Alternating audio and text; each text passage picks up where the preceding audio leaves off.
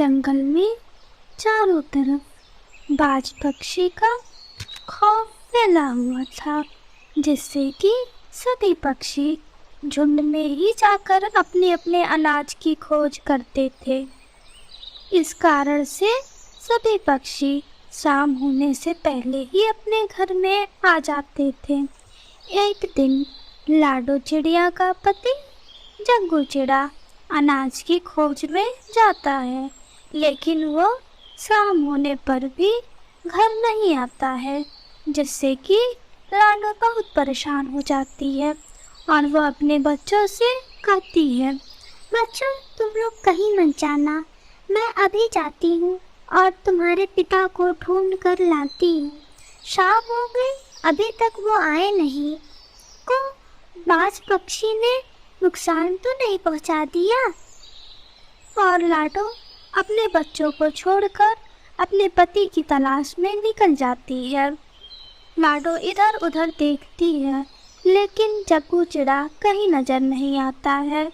और तभी लाडो की नज़र एक घायल पक्षी पर पड़ती है और वो वहाँ जाती है तो देखती है जग्गू मरा हुआ पड़ा है।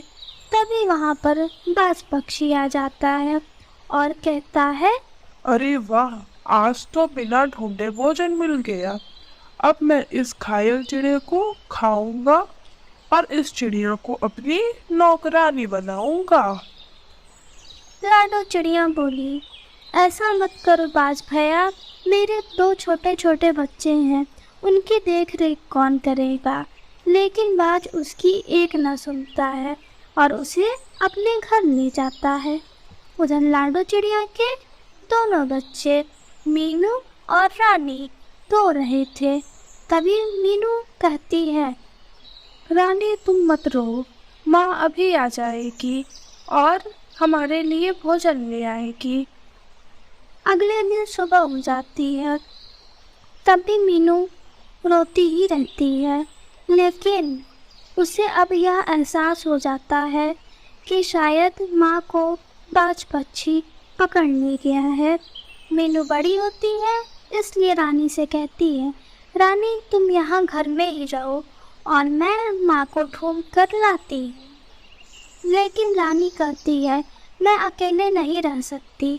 और अब रानी और मीनू कालू कौवी के घर जाते हैं और गोरी कौवी से कहते हैं, गोरी आंटी कृपया आप रानी को अपने पास रख लीजिए, मैं अपनी माँ को ढूंढने के लिए जा रही हूँ, यह अकेले कहाँ भटकेगी। इस पर गोरी कौवी बोली, मैं इसको यहाँ क्यों रखूँ, इसमें मेरा क्या फ़ायदा है। तो मुझे जंगल के 1000 फल ला कर दोगे, तभी तुम्हारी बहन मेरे घर रहेगी। इस पर मीनू चिड़िया बोली, ठीक है आंटी, मैं आपको फल ला कर दूंगी। और मीनू अब रानी को गौरी कौवी के घर छोड़कर निकल जाती है और अपनी माँ की तलाश करने लगती है। सुबह के समय चील भोजन की तलाश में गया होता है और तभी मीनू की नज़र अपनी माँ लाडो को देखती है और वो लाडो के पास जाती है और अपनी माँ को बांध से आज़ाद करा देती है। फिर मीनू और लाडो गोरी कौवी के घर जाते हैं तो देखते हैं मायूस रानी चुपचाप बैठी है और अब सभी अपने अपने घर चले जाते हैं। टनकपुर के जंगलों में आंधी तूफान के कारण सभी पशु पक्षी अपने अपने घरों में थे। 2-3 दिन से इतनी ज़्यादा बारिश होने लगी थी कि कोई भी पक्षी किसी के भी घर नहीं जा रहा था। कालू कौवा और रानी कौवे दोनों का पकौड़े खाने का बहुत मन कर रहा था, इसलिए कालू कौवे से रानी कौवी बोली, सुनते हो कालू, मेरा पकौड़े खाने का बहुत मन कर रहा है, जाओ और जाकर पकौड़े लेकर आओ। यह सुनकर कालू कहता है, तुम्हारा दिमाग तो ठीक है, मैं इतनी बारिश में पकौड़े लेने कैसे जाऊं? चुपचाप कुछ चने रखे हुए हैं, ये खा लो। उधर लाडो चिड़िया अपनी बेटी चिकू चिड़िया से कहती है, बेटा चिकू, हमें बाहर गए 2-3 दिन हो गए, और अब मुझे मेरे दोस्तों से मिलने का मन कर रहा है। क्यों ना हम पकौड़े और चाय की पार्टी रखते हैं, जिससे हम सभी पक्षी एक साथ मिल पाएंगे और पकौड़े खा लेंगे। तभी चीकू चिड़िया कहती है, हाँ माँ, आप ठीक कहते हो। चलो हम पकौड़े की तैयारी करते हैं। घर में बेसन, दाल, तेल सब कुछ तो है, बस हमें पकौड़े बनवाते हैं। यह सुनकर लाडो चिड़िया कहती है, मैं पकौड़े की तैयारी करती हूँ और तुम जाओ सभी पक्षियों को निमंत्रण दे आओ। यह सुनकर चीकू कहती है, हाँ मम्मा, मैं बस अभी जाती हूँ।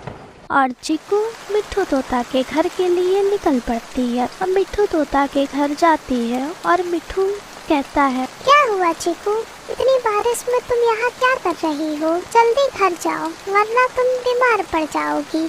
यह सुनकर चीकू कहती है, मिट्ठू मामा, माँ ने आपको आज पकौड़े की दावत पर बुलाया है।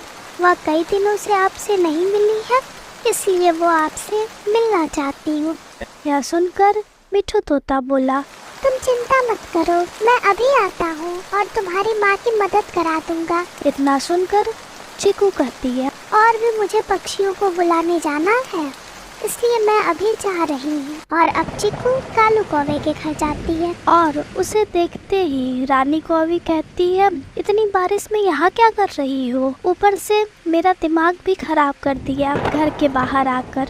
बताओ तुम्हें क्या काम है? आप गुस्सा ना हो आंटी, मैं आपको दावत पर बुलाने आई हूँ। मम्मा ने आज पकौड़ों की पार्टी रखी है, जिसमें आपको भी बुलाया है। रानी कौवी खुश हो जाती है और कहती है, आओ मेरी बेटी, बैठो, घर के अंदर चलो। चलो हम तुम्हें कुछ खिलाते हैं। यह सुनकर चीकू कहती है, नहीं नहीं, अभी मुझे कबूतर भैया को भी बुलाने जाना है, इसलिए मैं अभी नहीं बैठ सकती। यह सुनकर रानी कहती है, उस गंदे आँख वाले कबूतर को ना ही बुलाओ तो अच्छा है। इस पर चीकू कहती है, नहीं, माँ ने मुझसे कहा है कि सभी को बुलाना है, इसलिए मैं तो उन्हें बुलाऊंगी।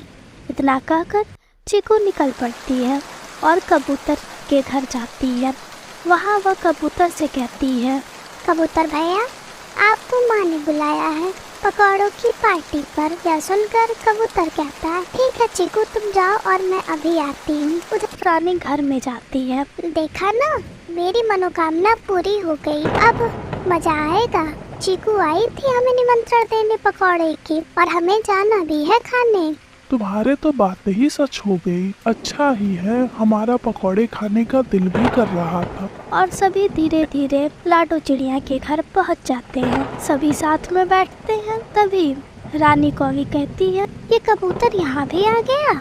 यह सुनकर कबूतर कहता है, तुम अपनी सोच बदलो रानी, हम सब यहाँ मिलकर रहने आए हैं और मिलकर पार्टी करेंगे। तभी लाडो कहती है, आप सब चिंता ना करें, सब कुछ तैयार है, बस मैं अभी सभी को परोसती हूँ। और लाडो और चीकू ने सभी को पकौड़े और चाय की पार्टी दी।